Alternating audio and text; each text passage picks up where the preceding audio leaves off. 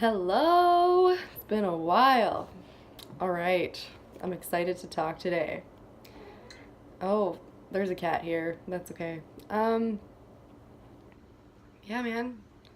Just gonna sit here and hang out with the camera.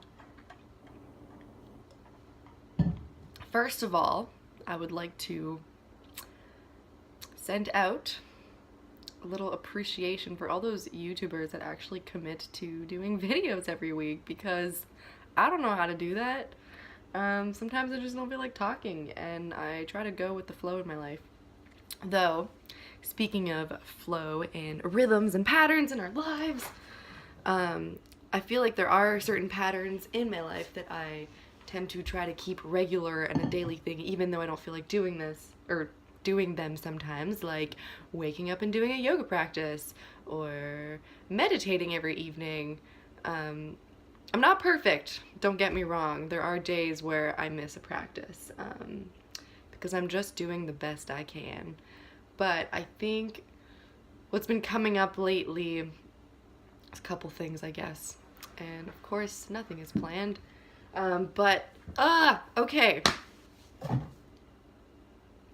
Surrendering. Surrendering is the biggest one. Surrendering to fear, surrendering to the flow.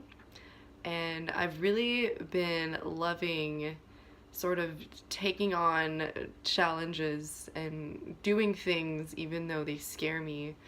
Because, whoa, knots in my hair. I haven't had a hairbrush for a couple months now, and I've just been combing it occasionally, and this happens sometimes. Okay. I'm also really excited about just like being myself and being human in front of a camera, because I feel like the whole surrendering thing has allowed me to just not give a fuck. So this is me. So the way that surrendering to fear has been showing up in my life lately is, so I'm gonna keep things real, and just talk about my life here for a second. So, remember last July, if you watch my videos, I know I don't have a lot of views right now, but whatever. Remember last July, and if you want, you can go back and see. And I was talking about heartbreak a lot, and like my heart and all that stuff. It's because I went through a breakup. And it was interesting because back in that moment, at that time, it was really hard, and honestly, like, my heart really hurt. I was sad for a long time, and I'm the kind of person that like thrives in a relationship. I love being in a relationship, and I'm sure that there's like shadow aspects of me about like having a hard time being alone and stuff. It's not that I have a hard time being alone, it's that I have a hard time not being in a partnership. If I'm in a relationship and I'm alone, I'm fine. But I like having that sort of, personally, I like having that male energy to balance it out. That's what works for me. Yeah, and just having a partner, like a life, like a partner to share things with and to just sort of help each other out. Like, it's hard being a human. Like, humans need each other to survive. So, that, so I was sad. I was really sad. I was having a hard time, mostly because I had never been in such a healthy relationship before, and the breakup was a very healthy breakup. It just wasn't, like, it wasn't me that initiated it. So in turn, I was faced with the beautiful gift of grieving a love, grieving a heartbreak.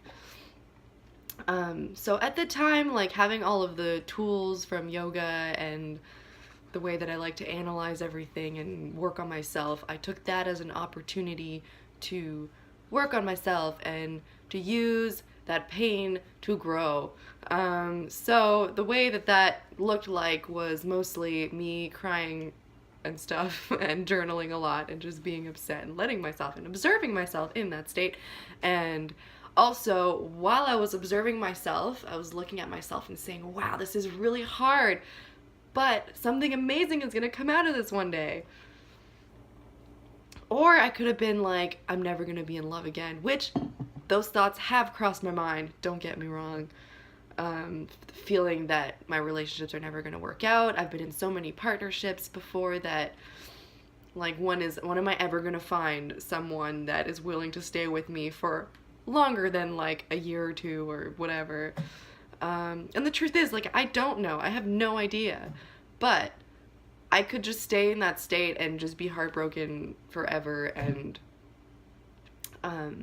not date anymore, or not find new partnerships just because of that fear of it never working out. And honestly, like, I do have that. There is still a little bit of that in there, but love is like the foundation of everything. And like, we wouldn't be alive without love. So I believe in love, and I want to believe in love.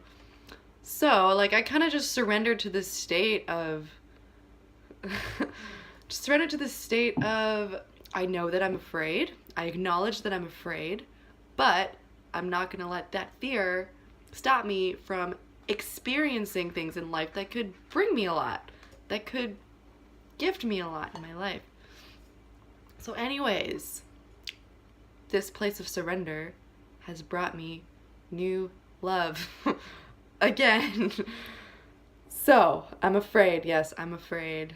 I'm afraid of being in a new partnership, but it's sort of offering me new experiences, and I'm also using this new partnership as a way to express my authenticity even more by showing this person who I really am, being super transparent, being open, being like, listen, are we on the same page? And even though sometimes things are scary to talk about, you'll find that once you actually address them, it wasn't so bad in the first place. And this also happens with like teaching yoga. Like, before a class, I can work myself up and saying like, oh, I'm not good enough, I don't know enough, like, what are these people gonna think of me? But if somebody asks me if I want to teach a class, or if I want to sub a class and I can, then I say yes. So that's always an opportunity to just throw myself out there and experience something that I wouldn't have experienced if I said no. That being said, if there's an experience that like my intuition, my gut feeling is really saying, no, don't do this, then I'm not going to do it.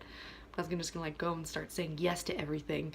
But I'm just observing like the beauty that comes out of just like being in a place of surrender and believing in love and believing that the really shitty times are here,